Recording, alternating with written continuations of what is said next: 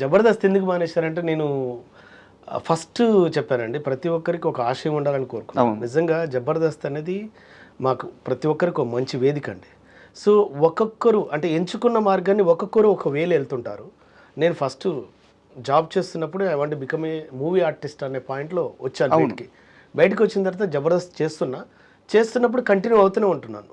Continue అవుతున్నప్పుడు మనం వచ్చింది సినిమా ఆర్టిస్ట్ కావాలనుకున్నాం, మామూలుగా టీవీ ఆర్టిస్ట్ ఎలాగా అవకాశం వచ్చింది చేస్తున్నాం. మనం ఇక్కడికి వచ్చి ప్రయత్నించినప్పుడు ఇక్కడ అయినాం, అక్కడ కూడా ప్రయత్నిస్తే కదా మనం అయ్యేది అన్న సెన్స్ నాకు అనిపించింది. ఇప్పుడు మీరు చెప్పిన సమాధానం గత 5 సంవత్సరాల నుంచి 6 సంవత్సరాల నుంచి మీరు అందరికీ ఇదే చెప్తూ వస్తున్నారు. ఇందులో కొంత నిజం ఉంది. బట్ మీరు దాస్తున్న నిజం ఏంటంటే నేను చెప్తాను.